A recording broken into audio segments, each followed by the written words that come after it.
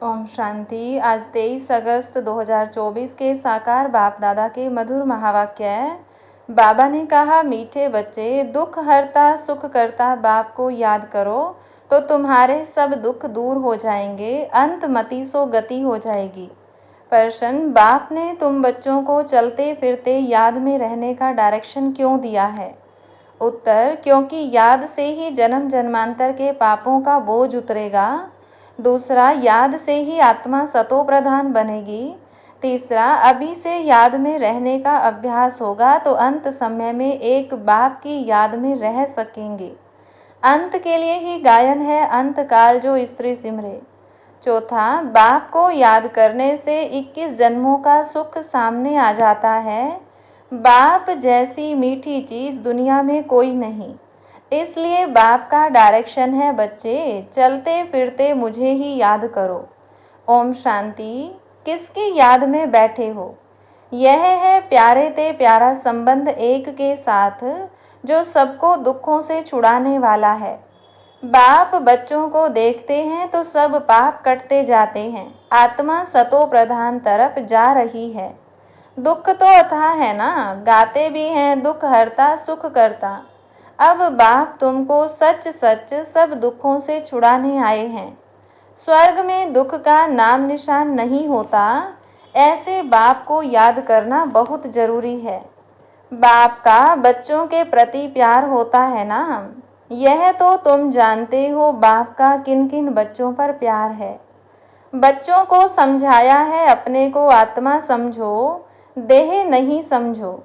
जो अच्छे रतन हैं वह बाप को चलते फिरते याद करते हैं। यह भी क्यों कहते हैं? क्योंकि तुम्हारा जन्म जन्मांतर से पापों का घड़ा भरा पड़ा है, तो इस याद की यात्रा से ही तुम पाप आत्मा से पुण्य आत्मा बन जाएंगे। यह भी तुम बच्चे जानते हो कि यह पुराना तन है, दुख आत्मा को ही मिलता है। शरीर को चोट लगने से आत्मा को दुख फील होता है। आत्मा कहती है, मैं रोगी दुखी हूँ।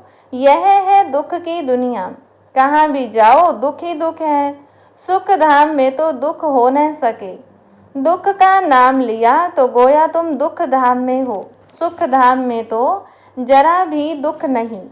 समय भी बाकी थोड़ा है, इसमें पूरा पुरुषार्थ करना है बाप को याद करने का। जितना याद करते रहेंगे उतना सतो प्रधान बनते जाएंगे। पुरुषार्थ करके अवस्था ऐसी जमानी है जो तुमको पिछाड़ी में सिवाय एक बाप के कुछ याद न आए। एक गीत भी है, अंत काल जो स्त्री सिमरे। यह अंत काल है ना, पुरानी दुनिया दुख धाम का अंत है। अभी तुम सुख धाम चलने का पुरुषार्थ करते हो। तुम शूद्र से ब्राह्मण बने हो, यह तो याद रहना चाहिए ना। शूद्र को है दुख, हम दुख से निकल फिर अब चोटी पर चढ़ रहे हैं, तो एक बाप को याद करना है। मोस्ट बिलव्ड बाप है, उनसे मीठी चीज़ कौन सी होती है? आत्मा उस परमपिता परमात्मा को ही याद करती है ना। सब आत्माओं का बाप है, उनसे मीठी इस दुनिया में कोई चीज़ हो न सके। इतने सब ढेर बच्चे हैं, कितने में याद आते होंगे? सेकंड में। अच्छा, सारे सृष्टि का चक्र कैसे फिरता है? वह भी तुम बच्चों की बुद्धि में अर्थ सहित है। जैसे कोई ड्रामा देखकर आते हैं, कोई पूछेंगे ड्रामा याद है? हाँ कहने से ही सारा बुद्धि में आ जाता है, शुरू से लेकर अंत तक।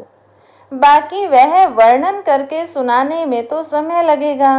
बाबा बेहद का बाबा है, उसको याद करने से ही 21 जन्मों का सुख सामने आ जाता है। बाप से यह वर्षा मिलता है। सेकंड में बच्चों को बाप का वर्षा सामने आ जाता है। बच्चा पैदा हुआ, बाप जान जाते हैं वारिस ने जन्म लिया। सारी मिल्कियत याद आ जाएगी। तुम भी अकेले अलग अलग बच्चे हो, अलग अलग वर्षा मिलता है ना, अलग अलग याद करते हो। हम बेहद बाप के वारिस हैं। सतयुग में तो एक ही बच्चा होता है, वह सारी मिल्कियत का वारिस ठहरा। बच्चों को बाप मिला और विश्व का मालिक बना। सेकंड में देरी नहीं लगती। बाप कहते हैं तुम अपने को आत्मा समझो, फीमेल मत समझो। आत्मा तो बच्चा है ना। बाबा कहते हैं हमें सब बच्चे याद पड़ते हैं, आत्माएं सब भाई भाई हैं। जो भी सब धर्म वाले आते हैं वह कहते सब धर्म वाले भाई भाई हैं, परंतु समझते नहीं। अभी तुम समझते हो कि हम बाबा के मोस्ट बिलव्ड बच्चे हैं। बाप से पूरा बेहद का वर्षा जरूर मिलेगा। कैसे लेंगे? वह भी तुम बच्चों को सेकंड में याद आ जाता है। हम सतो प्रधान थे, फिर तमो प्रधान बने, अब फिर सतो प्रधान बनना है।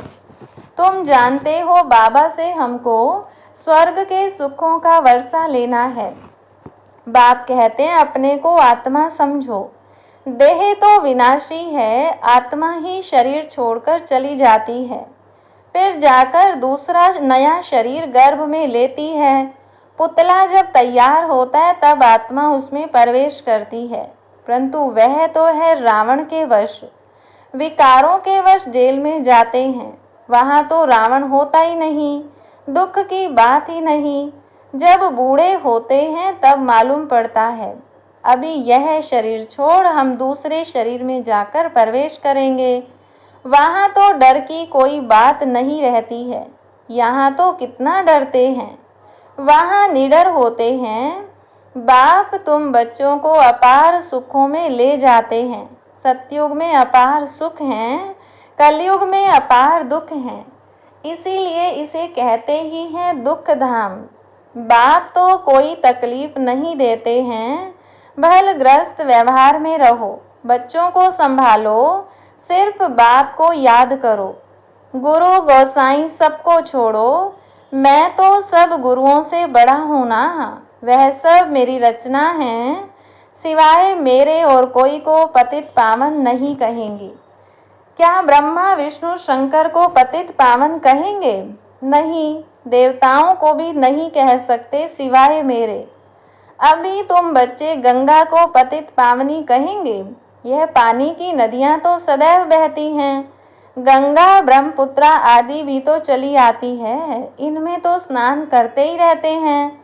बरसात पड़ती तो फ्लड आ जाती है, यह भी दुख हुआ ना, अतः दुख है। बाढ़ में देखो कितने मनुष्य मर गए। सतयुग में दुख की बात नहीं।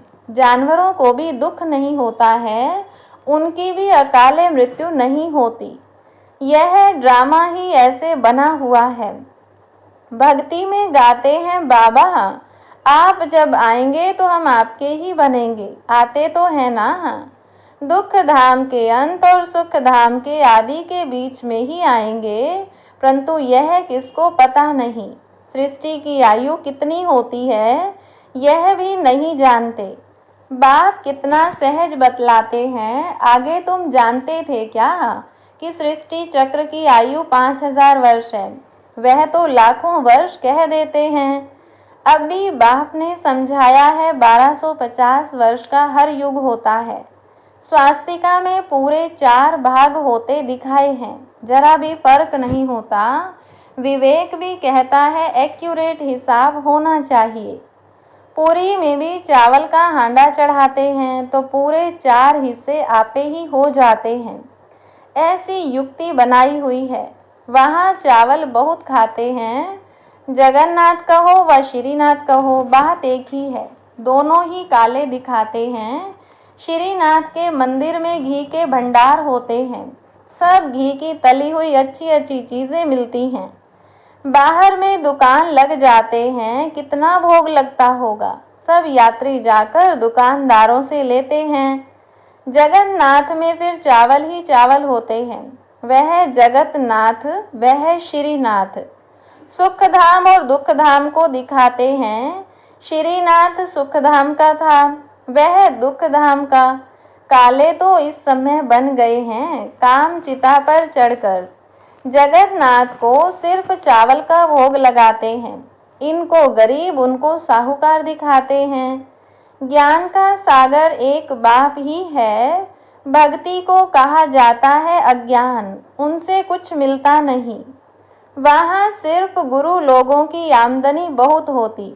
होशियार होगा उनसे कोई सीखेगा तो वह कहेंगे यह हमारा गुरु है, उसने हमको यह सिखाया है। वह सब जिस्मानी हैं, जन्म लेने वाले। अभी तुम्हारे साथ कौन है? विचित्र बाप।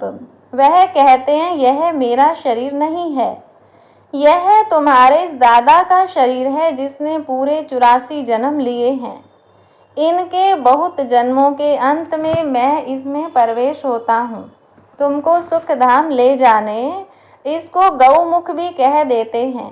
गौमुख पर कितना दूर दूर से आते हैं। यहाँ भी गौमुख है। पहाड़ से पानी तो जरूर आएगा। कुएं में भी रोज रोज पानी पहाड़ से आता है, वह कभी बंद नहीं होता, पानी आता ही रहता है। कहाँ से भी नाला निकला तो उनको गंगा जल कह देंगे, वहाँ जाकर स्नान करते हैं। गंगा जल समझते हैं, लेकिन पतित से पावन इस पानी से थोड़े ही बनेंगे।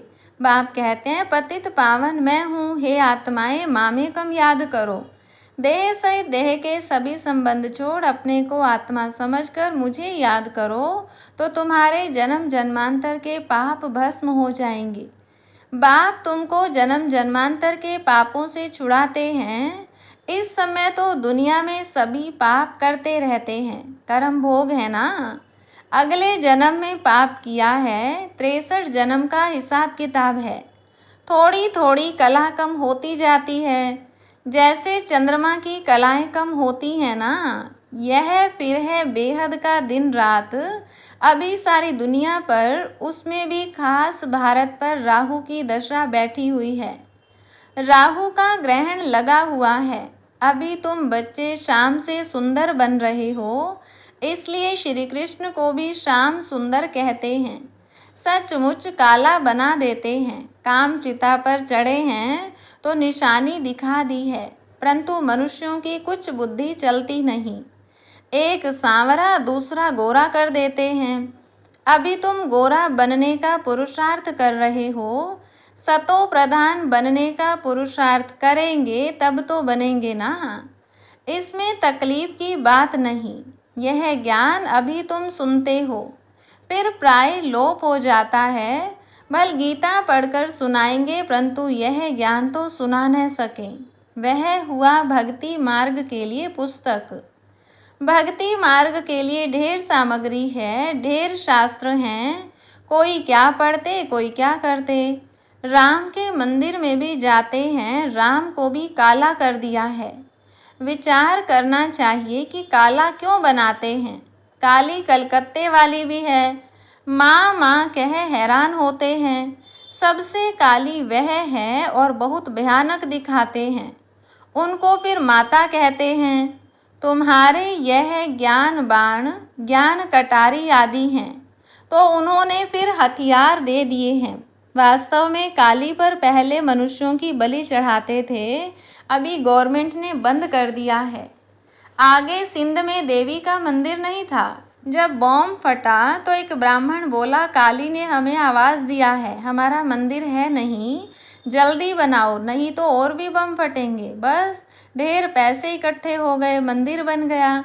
अभी देखो ढेर मंदिर हैं, कितनी जगह भटकते हैं। बाप तुमको इन सब बातों से छुड़ाने के लिए समझाते हैं, किसकी ग्लानि नहीं करते हैं। बाप ड्रामा समझाते हैं। यह सृष्टि चक्र कैसे बना हुआ है। जो कुछ तुमने देखा वह फिर होगा, जो चीज़ नहीं है वह बनती है। तुम समझ गए हो हमारा राज्य था, वह हमने गंवाया है। अब फिर बाप कहते हैं बच्चे, नर से नारायण बनना है तो पुरुषार्थ करो। भक्ति मार्ग में तुम बहुत कथाएं सुनते आए हो। अमर कथा सुनी, फिर कोई अमर बने। किसको ज्ञान का तीसरा नेत्र मिला, यह बाप बैठकर समझाते हैं। इन आँखों से कुछ भी इविल न देखो, सिविल आँखों से देखो, क्रिमिनल से नहीं। इस पुरानी दुनिया को न देखो, यह तो खल्लास हो जानी है। बाप कहते हैं मीठे मीठे बच्चों, हम तुमको राज्य देकर जाते हैं 21 जन्म के लिए, वहाँ और कोई का राज्य होता नहीं। दुख का नाम नहीं, तुम बड़े सुखी और धनवान होते हो। यहाँ तो मनुष्य कितना भूख मरते रहते हैं, वहाँ तो सारे विश्व में तुम राज्य करते हो। कितनी थोड़ी जमीन चाहिए, छोटा बगीचा फिर वृद्धि होते होते कलयुग अंत तक कितना बड़ा हो जाता है। और 5 विकारों की प्रवेशता के कारण वह कांटों का जंगल बन जाता है। बाप कहते हैं, काम महाशत्रु है, इनसे तुम आदि मध्य अंत दुख पाते हो। ज्ञान और भक्ति को भी अब तुमने समझा है, विनाश सामने खड़ा है, इसलिए अब जल्दी जल्दी पुरुषार्थ करना है, नहीं तो पाप भस्म नहीं होंगे। बाप की याद से ही पाप कटेंगे। पतित पावन एक बाप ही है। कल्प पहले जिन्होंने पुरुषार्थ किया है वह करके ही दिखाएंगे। ठंडे मत बनो, सिवाय एक बाप के और कोई को याद न करो। सब दुख देने वाले हैं, जो सदा सुख देने वाला है उनको याद रखो। इसमें गफलत नहीं करनी है। याद नहीं करेंगे तो पावन कैसे बनेंगे। अच्छा, मीठे मीठे सिकिलधे बच्चों प्रति माता पिता बाप दादा का याद प्यार और गुड मॉर्निंग। रूहानी बाप की रूहानी बच्चों को नमस्ते। रूहानी बच्चों की रूहानी बाप दादा को नमस्ते। धारणा के लिए मुख्य सार। पहली पॉइंट, इन आँखों से इविल नहीं देखना है। बाप ने जो ज्ञान का तीसरा नेत्र दिया है उस सिविल नेत्र से ही देखना है। सतो प्रधान बनने का पूरा पुरुषार्थ करना है। दूसरी पॉइंट, ग्रस्त व्यवहार को संभालते हुए प्यारी चीज़ बाप को याद करना है। अवस्था ऐसी जमानी है जो अंतकाल में एक बाप के सिवाय दूसरा कुछ भी याद न आए। वरदान, अपनी श्रेष्ठ वृत्ति द्वारा विश्व का वातावरण परिवर्तन करने वाले आधार मूर्त भव। आप बच्चे सिर्फ अपने जीवन के लिए आधार नहीं हो, लेकिन विश्व की सर्वात्माओं के आधार मूर्त हो। आपकी श्रेष्ठ वृत्ति से विश्व का वातावरण परिवर्तन हो रहा है। आपकी पवित्र दृष्टि से विश्व की आत्माएं और प्रकृति दोनों पवित्र बन रही हैं। दृष्टि से सृष्टि बदल रही है। आपके श्रेष्ठ कर्मों से श्रेष्ठाचारी दुनिया बन रही है। अभी जब आप इतनी बड़ी जिम्मेवारी के ताजधारी बनते हो, तब भविष्य में ताज तख्त मिलता है। स्लोगन, सर्वशक्तिमान बाप को अपना साथी बना लो तो कोई भी विघ्न आपको रोक नहीं सकता। अच्छा, ओम शांति।